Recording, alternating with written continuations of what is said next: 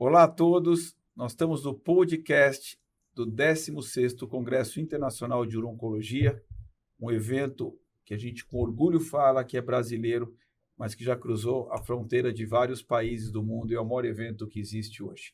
Nós estamos aqui com o Dr. Alexandre Pompeu, Dr. Hamilton Zampoli e Dr. Gustavo Guimarães, que são referências na área de uro-oncologia do país e também de fora, que vão comentar as suas impressões sobre o terceiro e o quarto dia da nossa plenária.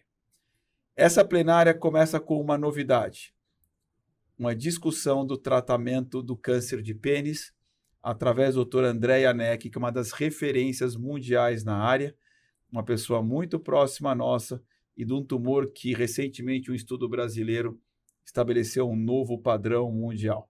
Então essa é uma aula muito importante que o Dr. André Janeck vai falar sobre o que a gente consegue e as estratégias para melhorar, né, o resultado do paciente que tem uma doença localizada de alto risco localmente avançada, e isso vai ser uma aula incrivelmente interessante. Depois a gente passa para a bexiga e Dr. Philip Spies, uma referência mundial, vai estar outra vez com a gente, provendo várias aulas, e essa é uma delas, sobre a qualidade da ressecção transuretral no manejo do câncer de bexiga. Hamilton, o que você espera dessa aula que o Philip Spies vai pontuar para a gente? Eu acho que é muito importante a gente lembrar que a ressecção de tumor de bexiga ela tem que ser um padrão completamente diferente do que a gente aprendeu na residência 10, 15, 20, 30 anos atrás. Hoje você tem que fazer uma ressecção diferente, você tem que preservar material de uma maneira absolutamente definitiva, porque hoje nós estamos entrando numa área de terapias-alvo, dependemos de DNA, de RNA, de proteína, e aquilo precisa ser preservado. Os urologistas não sabem fazer isso, né? Ou a maioria não sabe. Então, eu tenho algum viés com isso, porque eu falo muito sobre isso, né? Então, eu tento explicar a padronização de uma boa ressecção, tempo para se preservar o material em formalina, tempo para se processar em parafina, tudo isso vai contar para um resultado final, porque a hora que o paciente chegar para você, Fernando, para um oncologista clínico, você vai ter esse material disponível para buscar o marcador que você quiser. Então é isso que eu espero que ele demonstre claramente que a RTU é fundamental. Não dá para a gente fazer uma RTUzinha mais ou menos só para dizer, olha, esse tumor é músculo invasivo, então só vou fazer um diagnóstico aqui, deixa o tumor. Não é assim que faz, e a gente precisa esperar que isso seja consolidado. Essa é uma das áreas que ele mais se dedica. Exato. E a gente passa depois pelo caso clínico de doença não músculo invasiva para discutir outra vez as melhores formas de tratamentos locais e regionais, como terapia intravesical sistêmica e também sistêmico com as novas drogas. Essa é uma área muito quente, com realmente novas drogas que vieram para ficar. A gente passa por uma outra aula de novas técnicas de ressecção transuretral no estadiamento e no tratamento do câncer de bexiga. Pompeu, o que você espera aqui dessa aula também do Philip Spies? Os cirurgiões estão aprendendo cada vez mais a operar, a gente está ficando mais experiente e vamos discutir sobre ressecção em bloco, vamos discutir sobre ressecção de leito vesical. Eu acho que são temas quentes hoje que podem mudar a conduta e nós temos que ajudar nosso patologista. Como o Hamilton bem disse, nós temos que dar informação para o patologista nos dar as informações para que a gente possa tratar subsequentemente. E aí a gente passa para a doença músculo-invasiva sobre as derivações urinárias robóticas. Gustavo, que é uma das maiores referências de cirurgia robótica no país. Então, essa é uma aula também que vai ser dada. Essa vai ser o Moni Sharon que vai falar. O que você espera que o Moni Sharon vá comentar de mais interessante nessas derivações urinárias por via robótica, que é algo também tão atualizado no câncer de bexiga músculo-invasivo? A robótica cresceu muito no mundo inteiro, né? Próstata e outros, mas na bexiga a gente tinha muita dúvida se ela seria adequada, e alguns estudos até randomizados, um padrão multicêntrico, mostrou que ela é não inferior à cirurgia aberta, mas tem sempre a discussão da derivação. Fazemos aberto, fazemos intracorpórea, Bricker, a neobexiga, que forma de neobexiga, quais são os equipamentos, instrumentos que a gente vai usar, os grampeadores laparoscópicos do robô e etc. Tem custo, muitas questões envolvidas, mas esse é o novo paradigma e os dados estão mostrando que fazer intracorpóreo o paciente se recupera melhor, mais rápido. Então a gente deve ver aqui os grandes números das grandes experiências mundiais e o que há de novo. E algumas, eu diria até para o cirurgião, não perca a aula, que deve ter muitas dicas, né? Então, a gente mudar a posição do paciente, fazer com que a alça chegue mais fácil, o modelo da sutura, a forma de fazer a neobexiga, com os grandes especialistas, você encurta, né? Você encurta o seu caminho de aprendizado. Acho que vai ter vários dicas práticas aqui. Vai ser discutido também uma área muito importante, que são as variações histológicas do câncer de bexiga, além do carcinoma transicional. O Dr. Felipe Spies vai falar sobre os tumores epidermoides, de pequenas células, os adenocarcinomas, cujo manejo é completamente diferente dos tumores uroteliais. A literatura vem aumentando, e lembrar que o Felipe Spies, ele é o presidente da Sociedade Internacional de Tumores Raros Geniturinários, então é uma pessoa que tem uma vivência, uma experiência muito grande, então isso vai ser muito importante para o colega urologista ver essa aula, para o oncologista e para o radioterapeuta. E aí, Dr. Thomas Paulis e o Dr. André Anek vão discutir um tema absolutamente relevante, que é o tratamento perioperatório no câncer de bexiga músculo-invasivo. A gente sabe que, além da cirurgia ou da radioterapia, o papel da quimioterapia neoadjuvante é muito importante, mas agora a realidade mudou. Nós temos imunoterapia pós-operatória para pacientes mal respondedores da neoadjuvância. Nós temos o estudo Niágara com químio mais imunoterapia, que aumentou sobrevida global. Portanto, existe uma mudança incrível paradigmática na doença músculo-invasiva em termos de tratamento perioperatório, e os estudos agora com enfortumab, imunoterapia. Então, esse é um tema importante que André Anek vai dissecar conosco, e eu acho que vai ser muito relevante para todos nós que cuidamos dessa doença. E aí, Hamilton, uma outra aula que também o Felipe Spies vai comentar, vai ser sobre o manejo do carcinoma de alto grau do trato superior. O que você espera aqui dessa aula, dessa liderança que é o Felipe Spies? Eu acho que a tendência para esses tumores, a gente sabe que um tumor de alto grau de trato urinário superior, metade desses tumores são de T2 para cima, né? E a gente sabe, sobretudo, que no ureter, que não tem muscular, esse tumor acaba se tornando localmente avançado com uma facilidade enorme. É muito difícil manejar esses pacientes. A gente só na ureteroscopia pré-operatória você tem só o grau mesmo, que você não consegue identificar outra coisa. Então, é muito complexo o tratamento dessa doença. Eu acho que eu esperaria, com essas novas opções que a gente está vendo para tumores uroteliais, que a gente tivesse alguma coisa em neoadjuvância e não ficasse apenas no estudo da doutora Birta ou Paut, né, pensando só em a adjuvância desses doentes. Eu concordo, acho que vai ser uma das coisas que vai ser discutida, do papel da neoadjuvância nesses pacientes. E aí nós vamos ter 40 minutos para casos clínicos agora, não mais de doença não músculo-invasiva, mas sim doença músculo-invasiva. E a gente vai passar por radioterapia, cirurgia, tratamentos perioperatórios. A gente vai botar em prática tudo que foi falado nessas aulas dos speakers internacionais. A gente depois passeia aqui pelo câncer urotelial avançado, trabalhando as novas drogas, como os anticorpos conjugados à droga. Dr. Tom Paulis, que é a maior experiência do mundo nessa área, vai falar para a gente, então, não só de enfortumab e vedontin, mas os novos anticorpos conjugados às drogas. Depois disso, nós temos a primeira sessão de casos de câncer urotelial metastático, e aí vai ser falado também pelo Dr. Tom Paulis como sequenciar os tratamentos. Quer dizer, nós melhoramos o tratamento de modo absurdo. Outra vez, imunoterapia, anticorpos conjugados à droga, agora recém-aprovação do trastuzumab deruxtecano para o câncer de bexiga, 3 cruzes HER2.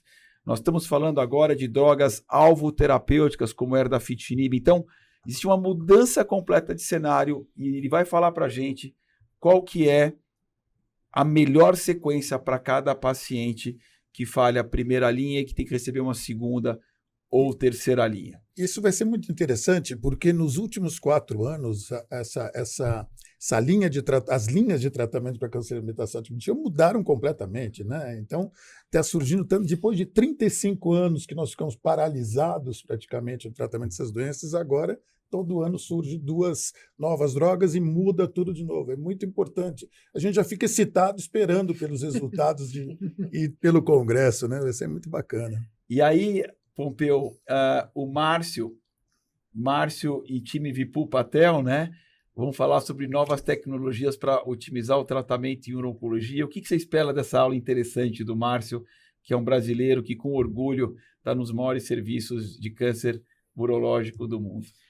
Vamos falar de telecirurgia com certeza, né? Telecirurgia está chegando com força, provavelmente deva chegar no Brasil com força também. Hoje a gente viu que é viável fazer a telecirurgia, foi feita a primeira telecirurgia agora no Marrocos, na África, eles vão mostrar essa experiência.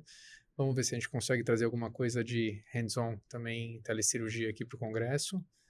Eu espero isso, acho que vai ser uma coisa bem legal, bem rápido, bem bacana e de novidades mesmo, né? E o Márcio está com uma boa aula sobre todas as novas plataformas que estão chegando aí, né? Inclusive, o Tumai que está sendo validado no Brasil agora também foi desenhado para telecirurgia de longa distância. Foi aprovado agora, né? Inclusive foi há menos de 15 dias, né, Gustavo? No início do mês. No início do mês foi aprovado. E para quem não está ligado, já foi aprovado na China o Tomai Single Port. Né? Então as coisas vão mudar muito rápido por aí. E a gente depois tem uma segunda sessão de casos de doença avançada. Outra vez, a gente está... Esse ano aumentou muito o número de casos clínicos para serem discutidos. Essa foi uma demanda da audiência que tanto prestigia esse grande evento. E a gente passa depois para os melhores trabalhos de AUA, ESMO, ASCO e outros congressos sobre câncer urotelial localizado e metastático. Existe a premiação dos 2 melhores trabalhos. Lembrar que esse congresso, então, eu já estimulo as pessoas a subirem na plataforma os seus trabalhos, submeterem os seus trabalhos, e os 2 melhores trabalhos vão ser não só premiados, mas apresentados na plenária do nosso evento. E aí a gente termina o nosso dia, um dia muito rico, né, sobre a sessão de ponto e contraponto, trabalhando aqui a necessidade, né, se vale a pena ou não vale a pena no paciente com câncer urotelial, né, que tem um RADS altamente sugestivo de câncer, fazer ou não a RTU. A gente passeia também, né, sobre se a gente pode ou não diminuir a frequência das cistoscopias, né, no segmento do câncer de bexiga, né, através dos marcadores, se eles poderiam, outra vez, evitar que cistoscopias fossem feitas de modo mais frequente. Então é um tema bastante interessante e vai ter uma discussão bem legal, assim, desse ponto e contraponto. Nós vamos passear também pelos pacientes que têm tumores recorrentes, né? Qual que é a melhor forma de tratar os tumores de baixo grau, se é repetir RTU, se é fazer BCG, como é que a gente deve manejar, e do mesmo jeito, o que fazer com uma situação bem quina de mesa, que são os tumores micropapilíferos, né? O T1G3. Se a gente deve tratar com tratamento intravesical ou contraponto, não devemos fazer a cistectomia radical. Nós vamos passear por uma área de incrível interesse, que é o ctDNA, como algo para o processo decisório. Sim, ele já está pronto para o processo decisório, não, ele ainda não está pronto para o processo decisório. E a gente também passeia pelo manejo dos pacientes que tenham um tumor superficial de alto grau de trato urotelial aqui. O que a gente deve fazer? Se os pacientes devem ser manejados conservadoramente, o paciente do trato urotelial superior, ou se o paciente tem que fazer uma nefrourectomia. Então, esse é um ponto e contraponto muito importante. Nós estamos falando aqui, né, de 6 temas importantes de vai e volta, que eu acho que vai criar um frisson bem importante na nossa audiência, tá? E a gente termina, então, o último dia sobre câncer de rim, onde nós vamos ter uma aula do Dr. Howard Sandler, outra vez, que foi o chefe, o líder do RTOD, sobre radioterapia no tumor renal. Essa literatura que era muito escassa, hoje é uma literatura muito quente, então vai ser falado disso. Nós vamos falar de nefrectomia parcial robótica nos tumores T2 e T3. Não sei se o Pompeu quer comentar o que ele espera dessa aula, o Dr. Muniz Sharon, Pompeu. Nós estamos ampliando o cenário da nefrectomia parcial, cada vez mais, né? Então, é isso que a gente espera dessa aula. Vamos ver até onde a gente pode ir, quanto a experiência do cirurgião conta nesse cenário também. E a gente passa depois para o tratamento adjuvante com imunoterapia no câncer de rim de alto risco. Isso é um tema quente, um tema atualizado, para discutir hoje pela primeira vez quais são as estratégias que, além da cirurgia, ajudam a curar mais pacientes. Acho que isso, para mim, é um dos temas mais importantes desse último dia. E vamos ainda falar sobre nefrectomia parcial robótica, quais são as considerações clínicas para fazer o processo decisório na indicação. Hamilton, o que você espera que vai ser discutido de tão interessante sobre, outra vez, seleção de pacientes e técnicas de cirurgia robótica? Eu acho que nefrectomia parcial robótica está se tornando padrão em quem tem acesso. Os Estados Unidos é padrão a esse tipo de cirurgia. E agora, como o Gustavo falou, nós estamos recebendo, o mundo está recebendo uma quantidade enorme de novas plataformas, portanto, isso vai se tornar mais acessível e é importante se detalhar cada vez mais a necessidade de se fazer esse tipo de cirurgia. É interessante a gente lembrar que, mesmo em países como Estados Unidos, há 4, 5 anos atrás, 65% dos pacientes que tinham tumores, pequenas massas renais, tumores T1A, né, menor que 4 centímetros, eram submetidos à nefrectomia radical. Quer dizer, é impensável isso lá, imagina aqui, né? Então, a gente está muito longe de se tratar de forma correta o paciente. Eu espero que a gente consiga ter, na decisão de oferecer uma cirurgia robótica laparoscópica ou aberta, o melhor resultado para o paciente. A consideração para se decidir qual é a via que você vai operar o doente tem que sempre estar baseada no melhor para o paciente, não melhor para o cirurgião ou o que o cirurgião quer fazer. Muito bom. E aí a gente vai passar para uma outra área muito interessante, que é a cirurgia robótica no câncer renal avançado, Gustavo, como a trombectomia de veia cava. Você que faz cirurgias muito grandes, o que nós vamos ter de novidade aí, você acha? Expandindo horizontes, né, Fernando? Talvez esse era um dos grandes medos que a gente tinha, grandes massas de retroperitônio, de testículo, trombos de veia cava eram limitadores e não se pensava em cirurgias minimamente invasivas. Hoje, a tecnologia está nos dando a opção de fazer cirurgias cada dia maiores, mais complexas, com segurança, melhorando assim a qualidade de vida, o retorno e mantendo a radicalidade oncológica dos mesmos padrões que o passado. Então, é muito bom ver essa expansão e aí definir e aprender com os experts quem deve fazer, como deve fazer e o que você precisa de time e recursos para não colocar o seu paciente em risco. Então, será imperdível. Essa aula do Moniz Sharon vai ser muito interessante. Depois o Brian Rini, que é autor de New England Journal Lancet, uma das maiores referências do mundo em câncer de rim, vai falar sobre o papel da radioterapia estereotáxica no câncer oligometastático. A gente passa por casos clínicos de rim localizado e localmente avançado, outra vez sempre tendo radiologista e patologista, além de todo o time cirúrgico, e agora radioterápico também, e agora de oncologistas, porque agora tem essa discussão de tratamento pós-operatório preventivo para quem precisa. A gente caminha então para o câncer renal avançado, tratamento de primeira linha, várias opções, como escolher a melhor opção para cada tipo de paciente. E uma outra aula que vem na sequência é como descalonar tratamento. Ou seja, a gente está forçando agora os estudos para mais tratamento, mas para quem talvez menos tratamento seja tão bom quanto, quando que menos é mais. E o Brian Rini vai nos ajudar muito aqui a dissecar esses dois temas tão importantes para a comunidade uro-oncológica. A gente passa para um tema muito relevante, ele é sempre controverso, e a gente sempre coloca para debate, que é o papel da nefrectomia citoredutora. O Alexandre Pompeu deu essa aula nos 2 últimos anos seguidos. Alexandre, o que você acha que vai ser comentado e falado nessa aula? É importante dessa aula a gente sempre comentar a seleção do paciente. A seleção do paciente ela não deve ser baseada em critérios do IMDC, por exemplo, ela deve ser baseada também em volume da doença, localização da doença. Então a gente precisa, nesse cenário, a gente precisa sempre individualizar o tratamento do paciente. Eu acho que é isso que a gente tem que o colega que vai dar aula tem que mostrar para a audiência, que não é só critérios laboratoriais. A gente precisa usar outros critérios para indicar corretamente a nefrectomia citoredutora. E a gente passa depois para o que fazer agora que pembrolizumab é o tratamento padrão para o câncer de rim de alto risco, o que fazer quando alguém falha com pembrolizumab? E esse vai ser um tema muito importante que o Brian Rini vai dissecar conosco.